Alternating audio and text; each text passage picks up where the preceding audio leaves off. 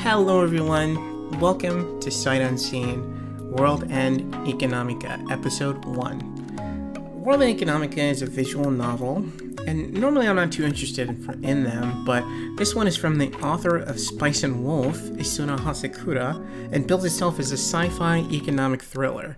And to me that's such an intriguing idea that I had to take a look at. This game is developed by Spicy Tales. Let's jump right in. I have pretty poor Nihongo, so I think we'll go with Japanese. Or English, rather. In the past, people really believed that there was a doorway to an alternate world on the dark side of the moon. This dark side could not be seen from Earth, and it was only a few decades ago that images were successfully taken of it. As Earth had been visited, mapped, and divested of all its mysteries and secrets, it was made painfully clear that there were no rabbits on the moon, no traces of aliens, and certainly no pieces of portals to alternate worlds. True, reality is quite boring. Only because you're so used to it. This was perhaps why the journey to the dark side of the moon, through the vastness of space, was so fascinating for me when my parents took me there as a kid. Mankind had never set a foot upon any of the glittering stars that were arrayed before me. When I realized that, I felt a desire to leave my footprints where no one had gone before. Just like Captain Kirk. It wasn't until after I learned more about the world that it dawned on me what a foolhardy dream that was. Regardless, it was something that shook me to the core, so much that I nearly wet my pants. Afterwards, everything before me became a stepping stone in my mind, towards my dream of setting foot where no one had gone before. I had no time to waste. If I didn't act now, then someone else would leave their footprints there first. So, looks like in our image there we've got Earth in the backdrop, and this is a colony on the moon, I guess? Faster, faster. Molto speedo agite. Much faster. The population continued to grow, and time ruthlessly slipped away. Only a handful could be the vanguard of it all. Not a day went by where I didn't ponder what I could see. It would be a new frontier where familiar places, customs, and the past would not exist. A frontier where every small movement I made would become part of history. The footprints of the first humans on the moon could still be found preserved in the Sea of Tranquility Memorial Hall. Those footprints told uncountable tales, footprints left in the sand measuring just shy of 30 inches. Even so, they were amazing footprints that sent shivers down my spine.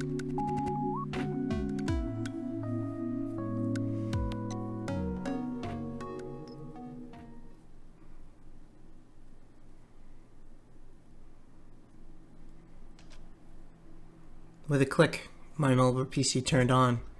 I awoke to the whirring of the hard drive. Since I had fallen asleep curled in my chair, clutching my PC, it was difficult to get my body to move. I know the feeling. My body felt so stiff, I was sure that a careless motion would break something. Even so, I rather enjoyed the sensation of slowly stretching out my limbs from this cramped position after waking up. It made me feel alive and truly let me know that I was awake. We're all asleep. All of us, all the time. I willed my arms to move. Then my legs. Although hardly efficient, this was how I chose to do things, and this is what happened when I woke up every morning.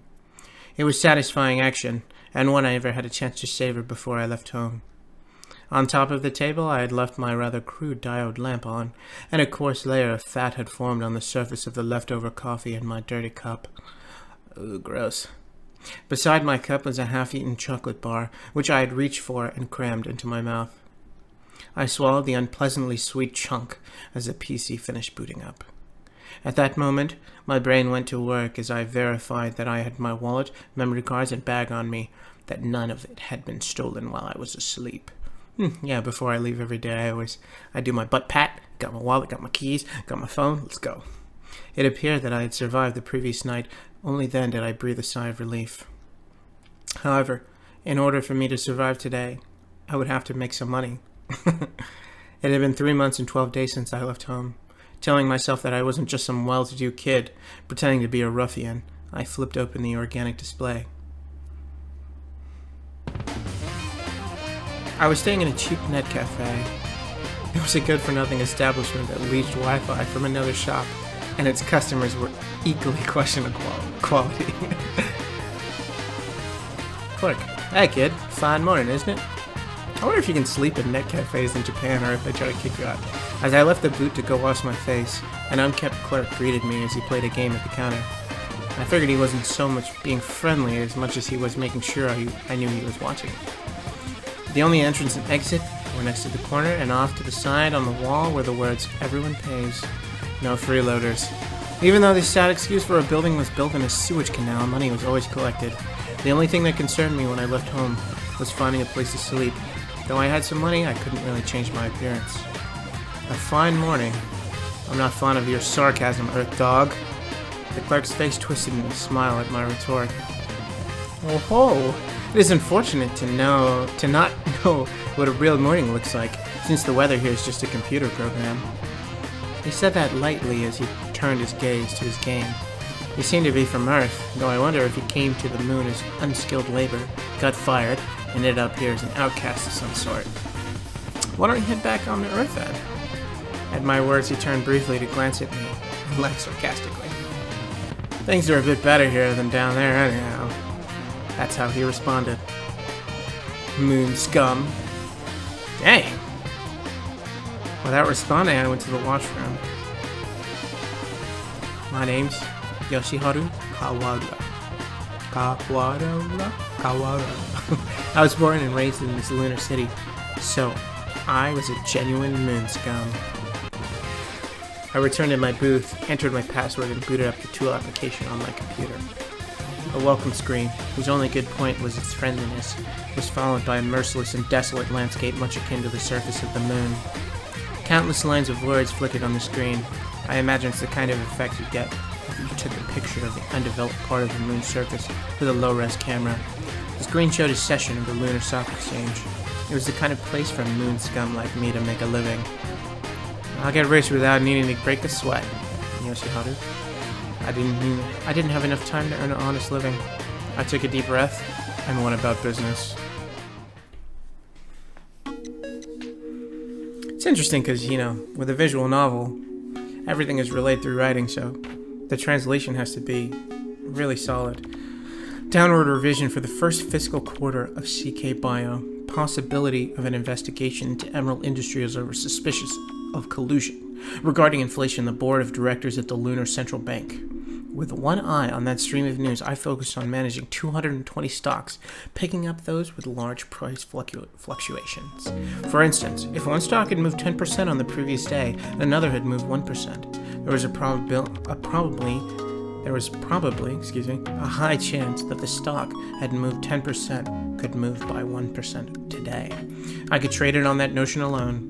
Putting into consideration the mood of the market based on the news, I would buy stocks with large fluctuations. Within the turbulent up and down movement of the price, I could extract some profit, which is what I occupied myself with between 9 a.m. and 5 p.m. lunar time. Between those hours, the only thing that went into my mouth were food that I could eat with one-handed and drinks. I could eat one-handed, whatever. To be honest, I'd be so engrossed in trading that breaks were uncommon. I wonder if, obviously there are a lot of short-term traders, but I wonder if there are people who really can viably make a living like this. Even if I had the free time to take a break, I'd rather use it to look at my screen to grasp price fluctuations and do some trades. After all, a difference of a few minutes when making the call to buy or sell could easily mean the difference between gaining or losing 1 or 2%. My war chest was 72,000 moles. 1% of that came out to 700 moles. I took actually my own swing at the stock market and trading, and let's just say if you're not buying for long term, you shouldn't be buying. A store clerk here would make 7 moles an hour at best. This is a place where a public school teacher's monthly starting salary was 1,200 moles, so I could make in a few minutes what they'd make in a month. Of course, over the course of a day's trading, some people'd win and others lose, but I was on the winning streak of all streaks, and before I knew it, my seed money of 1,000 moles had ballooned to 72 times that. The one and only time I did honest hard labor in my life was to build that seed money. Since then, I've just been building my access through these trades.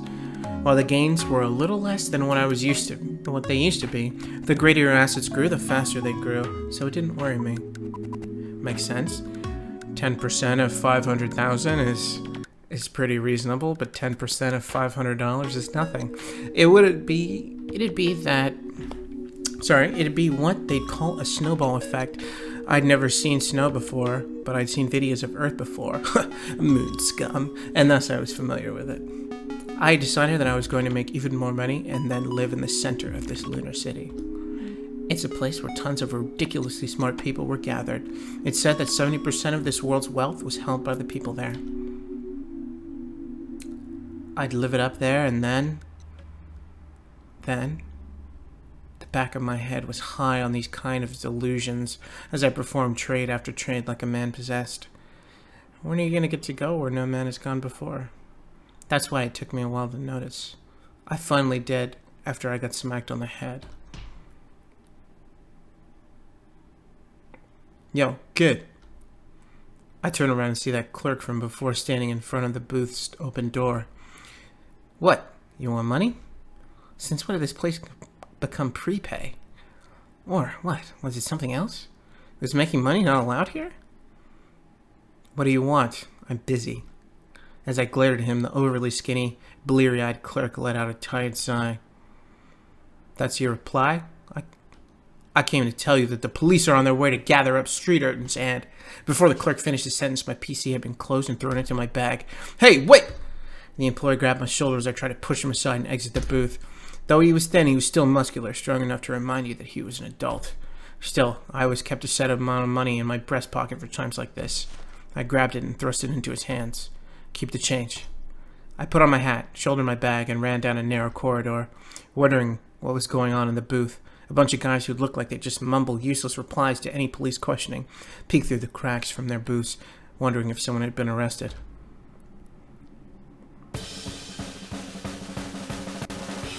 After sliding past the dirty counter, I made it to the store's even filthier exit. The chipped away paint and rust made the already cramped building feel even more claustrophobic.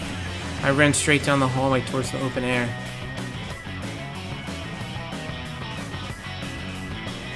There were stairs. If I turned left at the end of the hall, but I never had any plans to use them in the first place.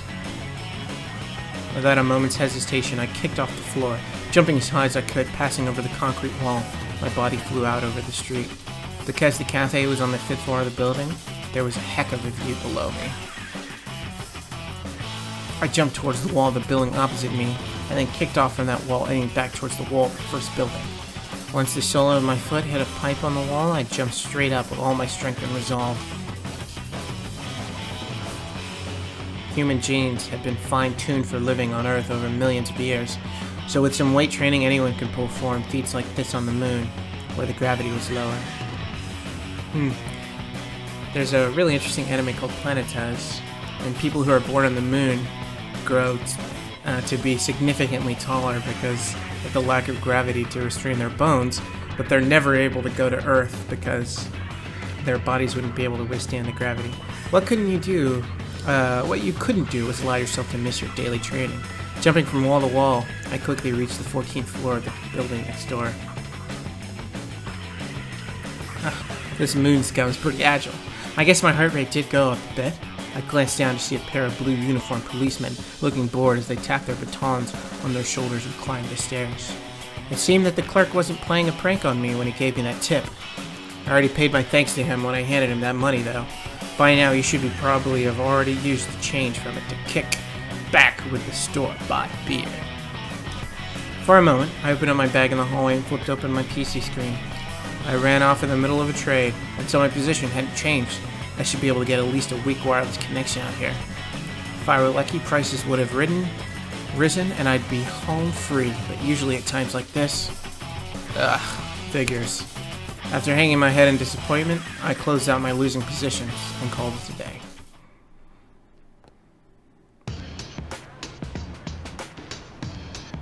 Nothing good can come from wandering around downtown in the middle of the day. After jumping from one building to the next, I decided to walk down a deserted alley towards my favorite Chinese restaurant. It was the time of day when most people my age would be at school, so walking around carelessly would get you chased down by the cops before you knew it. Until you turn 18, the legal age here, it was mandatory that you belong to some sort of educational institution. Some people would say this was a good thing, while others grumbled about government-funded programs. Grumble, grumble. I fell into neither camp. Not involved in education, employment, or training. Neat. My way of dealing with systems I didn't like was to quietly escape them, not to loudly criticize them. On that note, this area, with all of its complicated passages and extreme elevation changes, it's not odd to see the 7th floor of one building be next to the basement of another, was convenient for people like me. Not to mention the overgrown vegetation here and there that acted as good cover. These plants were originally included in the city plans, but had leaked out of one of the many lunar laboratories where they were messing with their genes.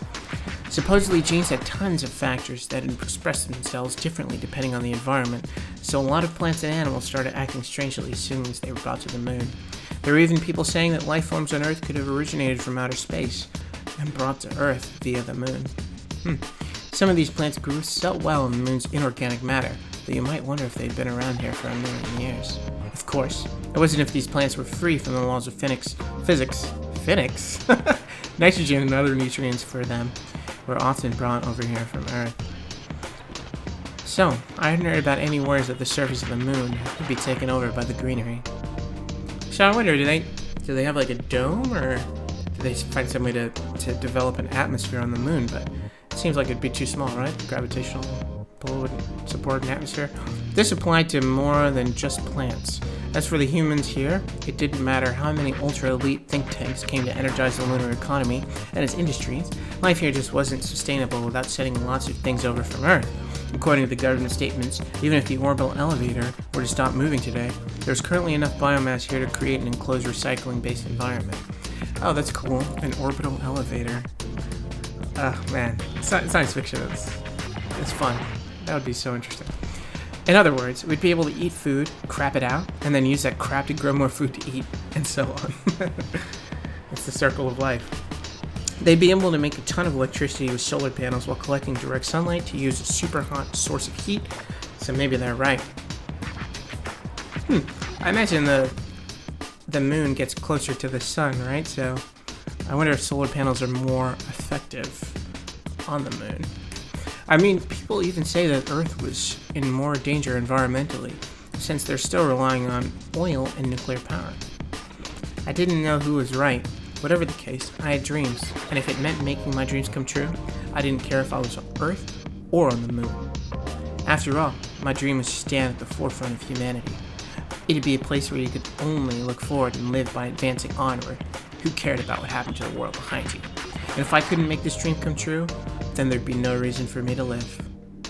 That was why, to put it logically, I never worried a single bit about the moon's environment or whatever. What I worried about was how much money I made and how fast I reached my goals. Hey, I hear that, boyo. While I was thinking about these things, I passed through the thickly vegetated tunnel towards high ground. It was a clear day, as it always was. On the other side of a translucent membrane, the visible half of the mist-covered Earth looked so small. The sky over the lunar city was wrapped in a see-through dome, and right beyond it was outer space. That's pretty cool. Gravity was weak on the moon, so you couldn't naturally keep a large amount of gases stored up on the surface. Wow, they're addressing really scientific fiction. Oh, it's science fiction. That's really cool. That, you know, a lot of times you just come up with a premise and you just say, "Hey, just believe it because." But they're trying to logically explain these things. Also, while apparently each 24-hour day on Earth had a morning, afternoon, and night, which was followed by the next day by another morning, the moon alternated between 2-week days and 2 weeks nights. Wow, that would be so crazy to live through. However, the human body cycle was set differently thanks to tens of thousands of years of living on Earth.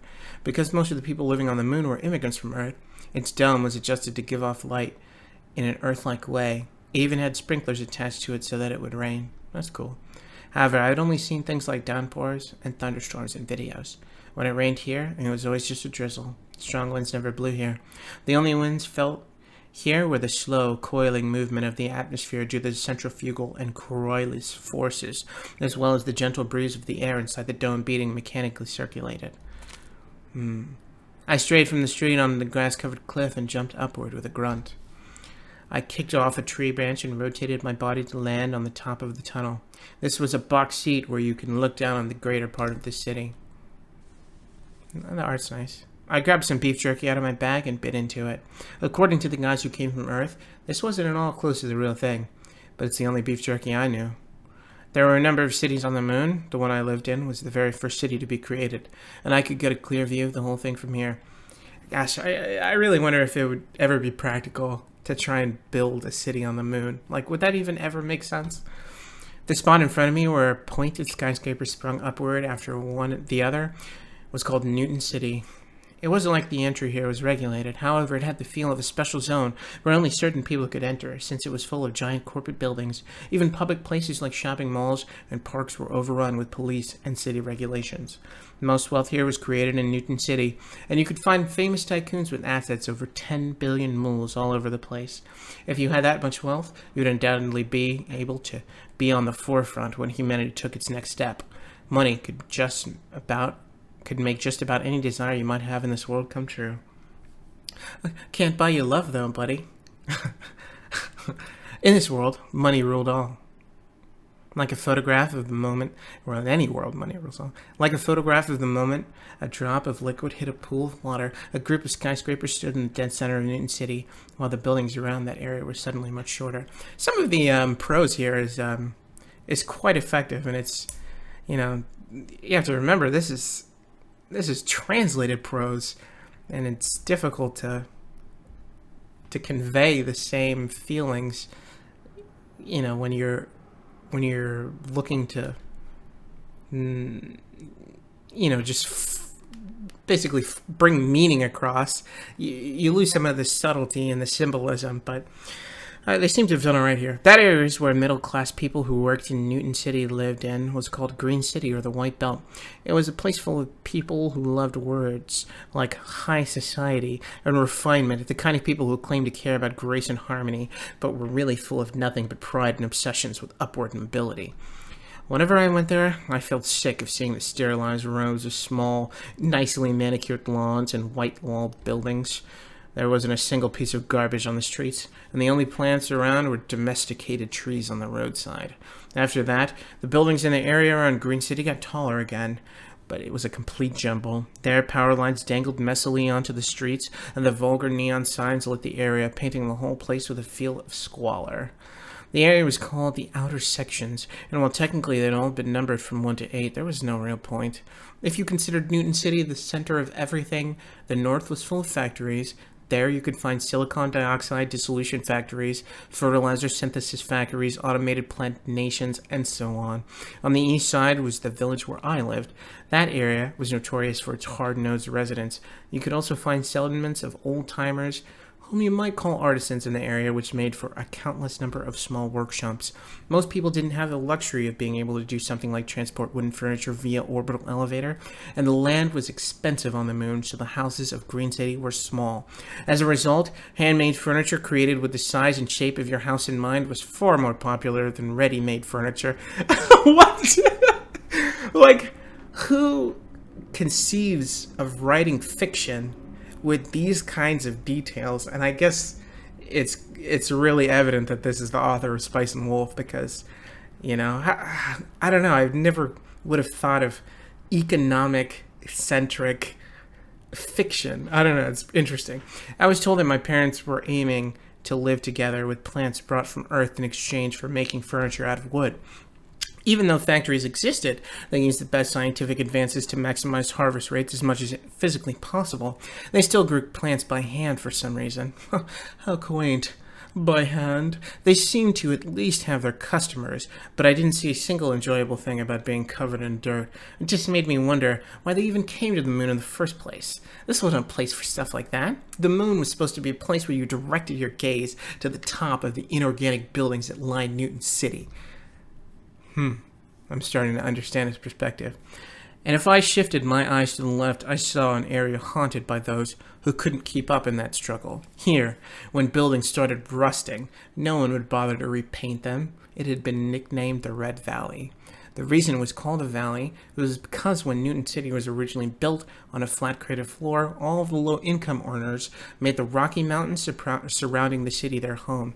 And by Rocky Mountains, I don't quite mean something like the harsh mountainous environments you might find on Earth. It was actually closer to what you might call highlands.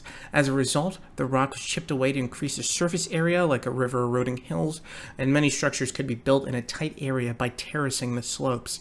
Furthermore, more space was secured by digging caves into the rocky stretches. It was clearly evident that doing this over and over made for a mess of a city. Not much more than a decade had passed since the city's establishment, and it had already become such a devilish haunt that you wouldn't blame the local government if they just threw up their hands and gave up. As for me, I liked the Red Valley with its level of squalor. While it was true that the people living there could be called outcasts and failures, the place was irresponsible in a good way, and that put me at ease. Sounds like my kind of town. Of course, I had no intentions of becoming the 20% that lived there. And finally, the area around where I was right now was called the 6th Outer Station. It was not as degenerate as the Red Valley, but it was not quite as productive as the east side of town. This area didn't even have a nickname yet, and its lackadaisical aspects oozed out at every turn. While the buildings were dirty and worn out, it was dotted with small companies who dreamed of Newton City and the occasional decent-looking house, so it wasn't the worst place to live. I stood up, hopped back down to the street, and jogged off.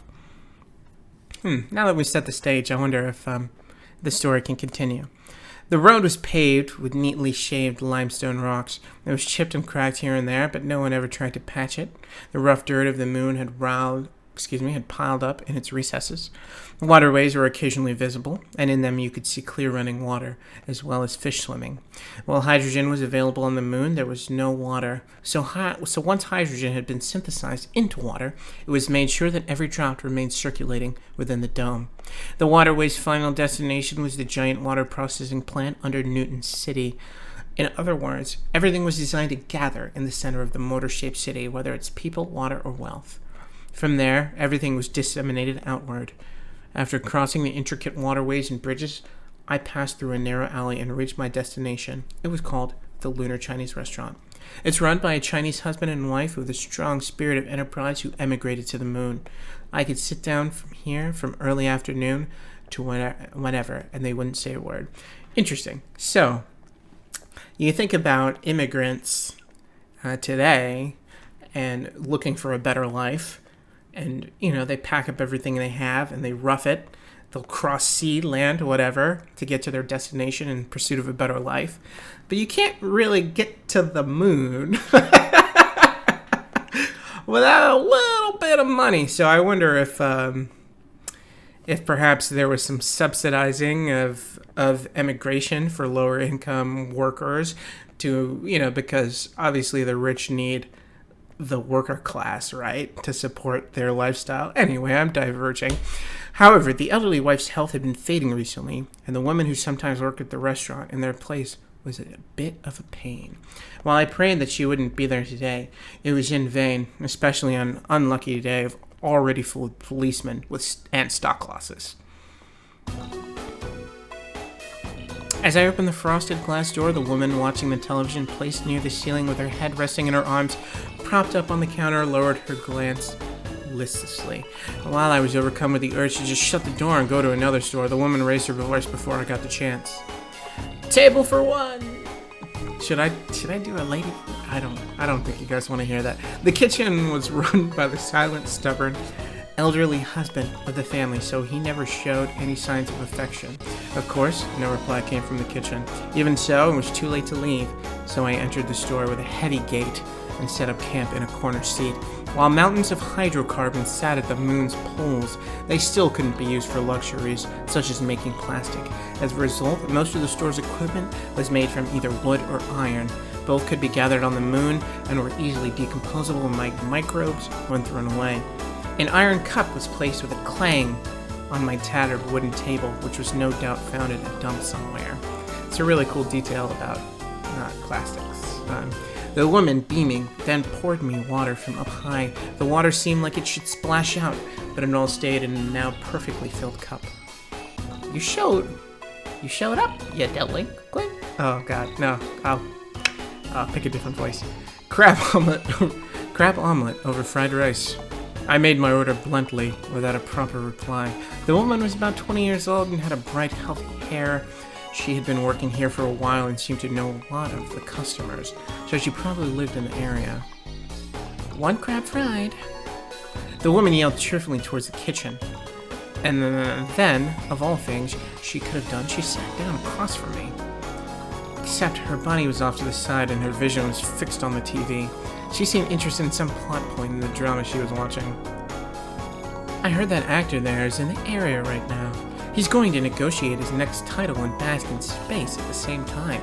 A beautiful actress from around here is accompanying him. I didn't ask, but she informed me anyway. I ended up glancing at the screen as I silently took my PC out of my bag. He's a little too handsome now. While that might be true, I stifled my urge to reply with a "so what?" as I placed my PC on the table and switched it on. The PC was loaded up with financial information and charts of historical prices for the 4,000 stocks on the Lunar Stock Exchange. In order to make a profit tomorrow, I had to find my next target. Oh, want to use our power? I raised my glance after being asked a question, and found my eyes meeting the woman's. She had beautiful almond-shaped eyes that were even brighter in color than her hair. She must have led an easy life, I thought to myself. Nevertheless, it'd be helpful if I could use the restaurant's electricity, even if I did decide to go back to that half-assed net cafe. The REITs were cheaper at night.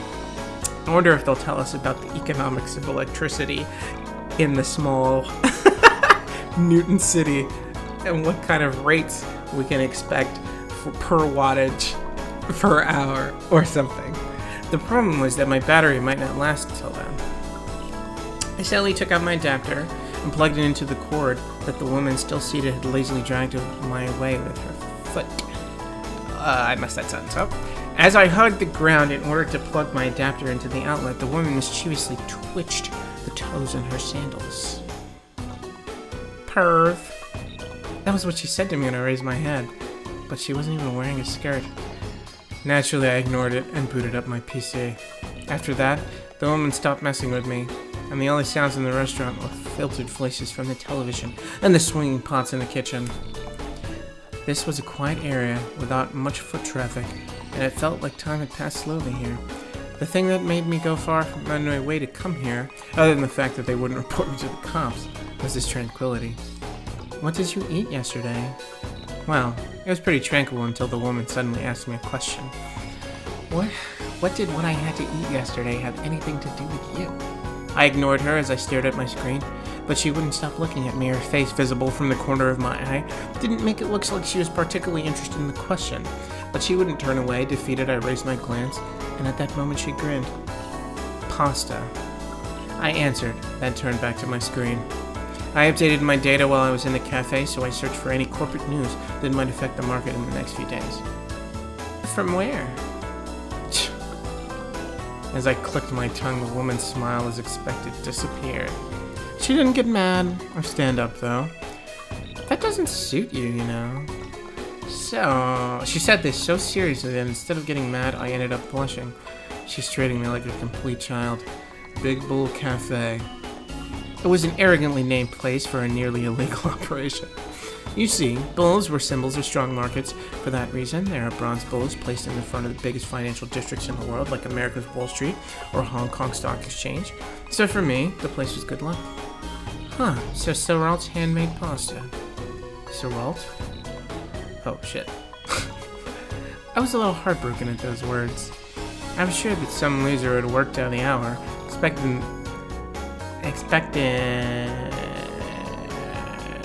but the owner of the store, big or small, was a fine example of a capitalist. I'm wondering if we should keep going. I was hoping for some kind of choices or something to sort of move us along here, but I guess all we've got is the premise to the game, and it'll probably take a while to get in further.